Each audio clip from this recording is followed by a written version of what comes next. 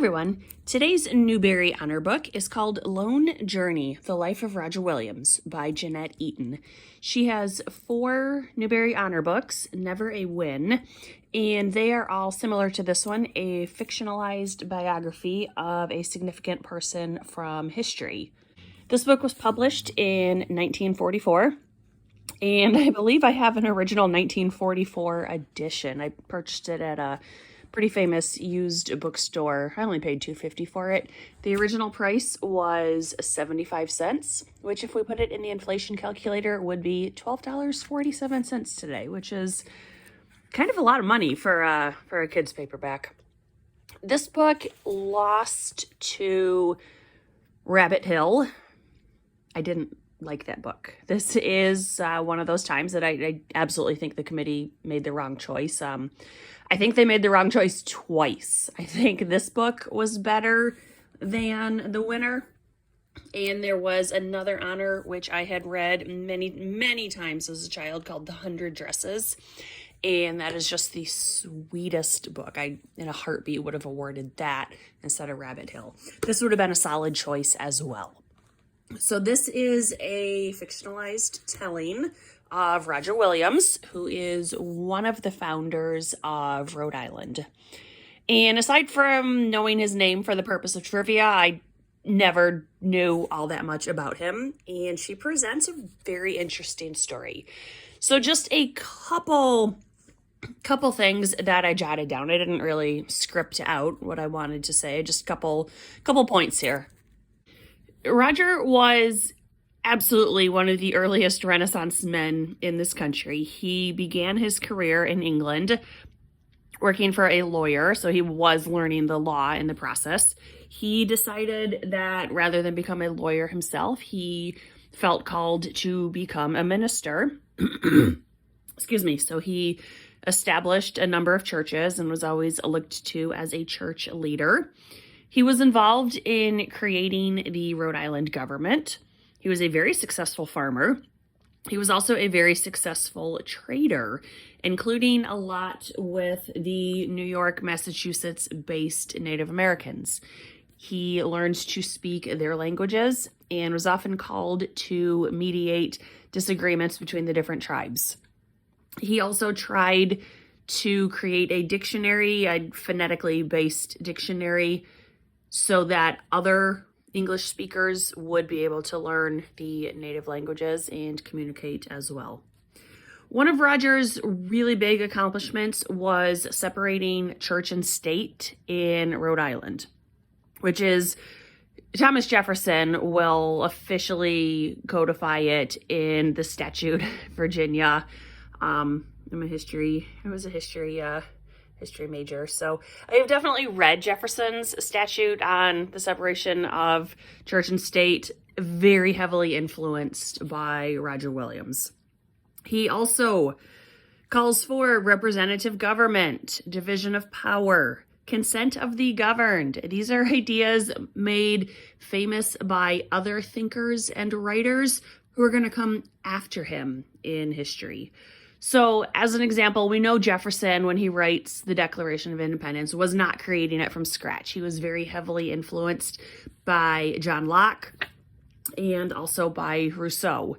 And a lot of their most famous ideas are actually ideas that Roger Williams was talking about a generation or two before them. And Roger Williams is a good 100+ years before Jefferson. And what's interesting is we see and draw so many parallels between the Declaration of Independence and John Locke's second treatise on government. And there's no real mention ever of all of the contributions that Williams brought to the idea of limited government. Couple very minor complaints that I had. The very beginning of it is there were way too many British political names, and I knew right from the get-go that they weren't going to be super significant because I knew eventually the story would be taking place in Rhode Island. So I perhaps would have condensed all of the British politics. There are a couple points that I wanted to read here because just the foresight that he had and the lasting legacy of a lot of his arguments is significant. So this is on page 218. And this is another man saying, "Aye, sir," agreed James, "and 'tis my opinion our code of laws will set a new pattern of justice. Yet, Mr. Williams, I have already heard murmurs against the power of the central government. The townsmen are afraid of it. They know not why, but it seems to put a shadow on their liberties." And are we not having the same arguments 400 years later? It is remarkable to me that things we're concerned about today were concerns 400 years ago. And also, why have we not fixed this in 400 years? Then moving on to 221, Williams is speaking. "Daughter, dost thou know that our colony is alone in this? We have no punishment for heresy, nor for breaking the Sabbath by working or playing games. Nor have we set any tithes for the support of a church. Our civil code treats only of civil things."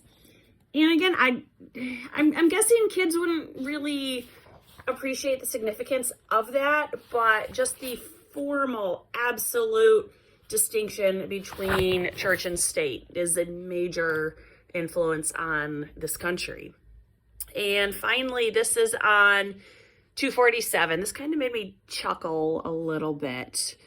This is Roger speaking. He said, they're talking about the Quakers. "Yes, I have seen Quakers in London, heard them preach, studied their beliefs. George Fox is their leader. Many point of the doctrine seem to me false and without base. But what I most dislike is their noisy way of fixing attention on themselves. They interrupt meetings in other churches, go shouting through the streets, and otherwise behave unseemly." And then someone else says, "Do you wish to open our town to these folks? You would oppose that, I surmise, Mr. Williams." "Oppose it?" It was Roger's turn to stare.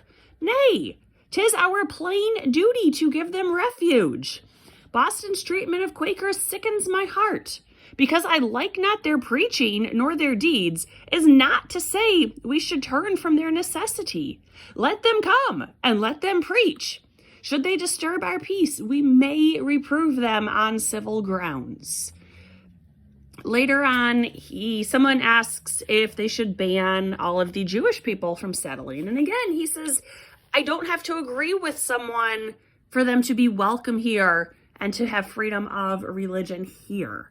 So again, ideas that are going to come back more famously with the Pilgrims, he is already having these ideas in practice. And I wish he was a bigger part of American history because what an interesting life. I didn't even mention when he was basically exiled from England and then exiled from Massachusetts and called back to England. And then every time he was just running across the ocean to negotiate and for business meetings and everything. And my one slight issue with this book is I don't know any kids who would enjoy it.